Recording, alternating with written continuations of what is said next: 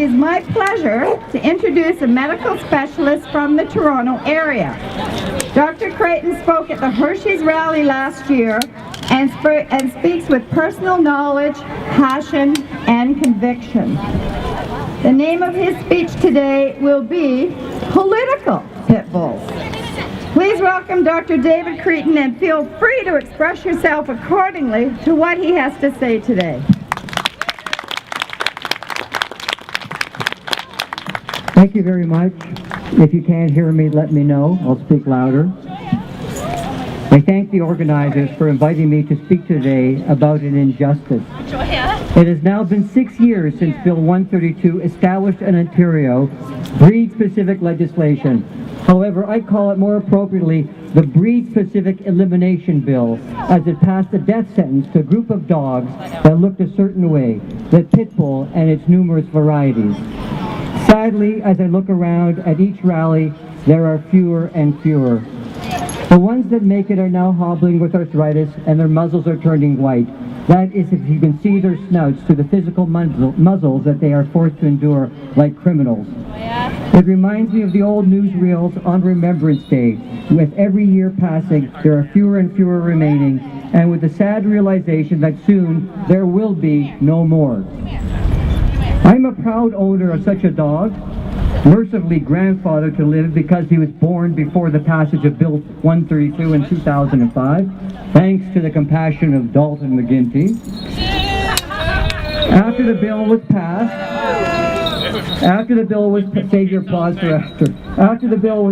I did what I could to help reverse the legislation.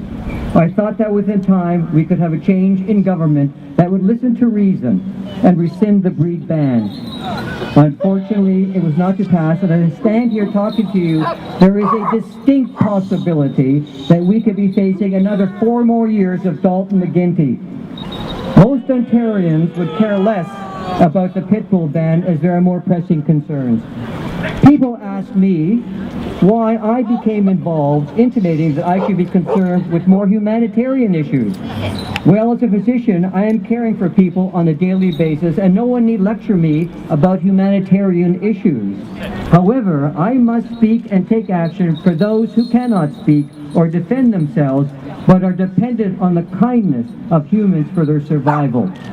Believe me, if the Liberals win the next election, this will be the next knell for the American Staff Terrier, British Staff Terrier, American Pit Bull, and of course any dog that remotely resembles a Pit Bull. It's hard to fathom how this ban actually got passed, considering there were 43 experts against the ban, including the likes of the CKC, Humane Society of Canada, Ontario Vet Association, American Vet Medical Association, to name a few, but I will only name one for the ban because there was only one. English Nannies for Dogs Incorporated. One in particular testifying against was Donna Trempe, the mother of Courtney. Courtney was 8 when she was tragically killed by a bull mastiff in Stouffville.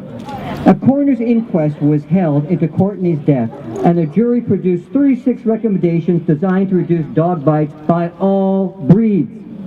Breed-specific legislation was denounced by Mrs. Trempe and was not included in those recommendations, as it would not have prevented her daughter's death. But our government ignored the evidence, and Mr. Bryant, our newsworthy former Attorney General, refused to listen. Let me tell you, they still aren't listening. In July 2010, a Liberal MPP on my behalf wrote a letter to the Honourable Chris Bentley, now our Attorney General, request an interview for me concerning breed-specific legislation.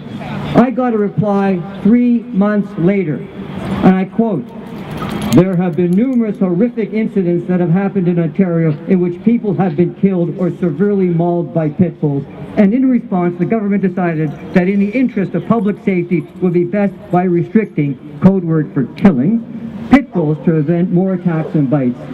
He then went on to say that in the last 4 years that the number of pit bull bites has dropped dramatically. My predecessor and ministry officials consulted with a wide variety of groups and individuals. The ministry heard the arguments for and against the breed ban and gave them the utmost consideration. I regret that my schedule does not allow for a meeting. I guess his time is more important than mine. Let's look at the comments a little bit closer. First of all, the number of people killed. Between January 1964 to June 2010, there have been 47 people killed in all of Canada, perpetrated by approximately 100 dogs, one of which was identified as a lab pit mix in 2006 and an American Staff Terrier in 1995. The majority of deaths were associated with sled dogs and huskies, but in that mix, there were 2 deaths by lab, 4 by German Shepherds, and 6 by Rottweilers. In reality, it is at least 500,000 times more likely that a pit bull will be killed by a human than the other way around. By the way, do you know the number of dogs that you have to ban to reduce one hospitalization from a dog bite? I did the literature search. It's 100,000. Don't believe me? Then check out the Journal of the American Vet Association, October 2010. I will give you the reference. Horrific incidents and severely mauled, he quotes. Well, 84% of pit bulls tested have passed the American temperament test to test various factors, including friendliness in the company of people, ranking pit bulls ahead of beagles, Airedales, collies, and all but one variety of Dachshund. Indeed, the British Staff Terrier is commonly referred to the nanny dog in the United Kingdom and ranked in the 10 best breed dogs for children, according to researchers at Southampton University. Mr. Bentley says bites have dropped. Of course they've declined, as sadly over 10,000 dogs have been either put down or relegated to medical science. But he neglects to say that the number of dog bites has remained the same, over 5,000 bites per year, and they are not from pits. Did he or his predecessors listen to the experts? You be the judge. I think not. In fact, there is no scientific evidence that breed-specific legislation works. Now, you don't have to look very far to see how successful legislation does work. The Calgary model is not based on breed. It addresses the involved bad owner and bad dog. And in Calgary, a city of 1.1 million, bites have dropped from over 1,900 to less than 150 per year. Now, what if Michael Bryant was a pit bull and took out that unfortunate misbegotten courier? Well, that pit bull would have been put down. But instead, the circumstances of the incident were examined and rational minds prevailed, and Michael Bryant gets totally exonerated. It seems that the Attorney General's office can be rational when it concerns people, but totally irrational when it concerns breed-specific legislation. This Nuremberg law for a specific breed of dog is breedism, or if it applies to humans, is racism. Just as racism is illogical and reprehensible for humans, it can be said the same for this government's attitude to a specific breed of dog, which is totally unjustifiable given the evidence.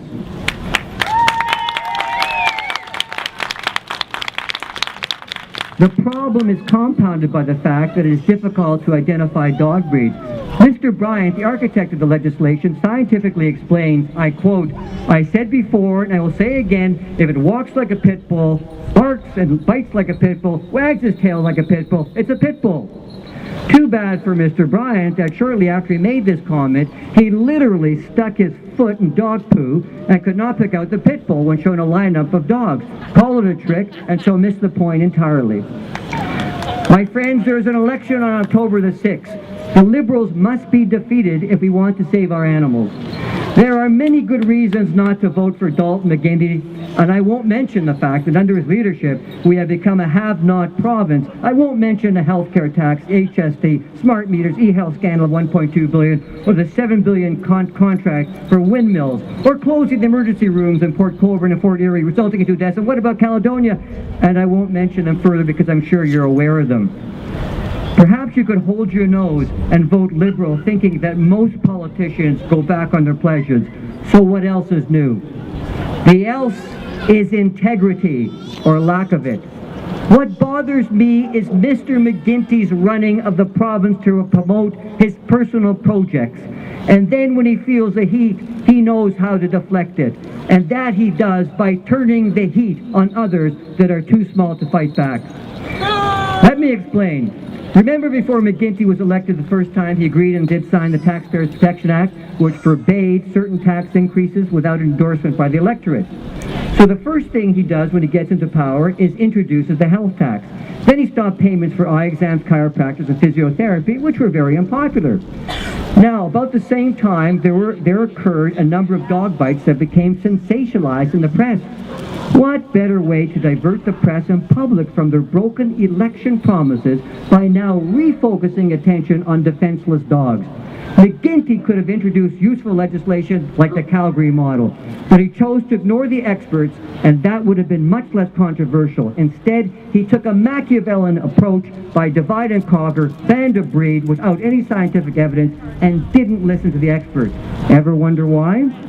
This sneaky liberal approach was much more controversial. People stopped talking about the health tax and the other broken election promises and instead focused on the dogs. In essence, he politicized pit bulls to his party's advantage and created a smokescreen to divert attention. Unfortunately, this translates into a math equation that upsets me and should upset you.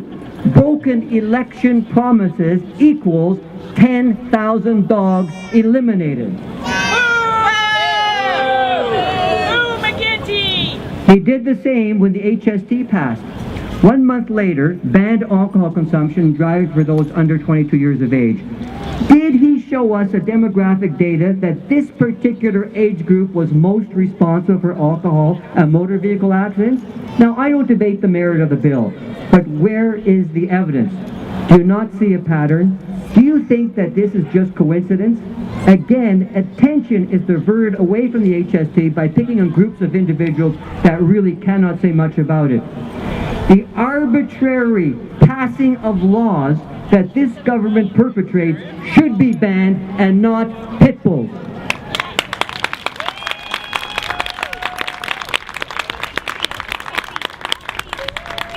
Mr. McGuinty, you have been sat too long here for any good you have been doing.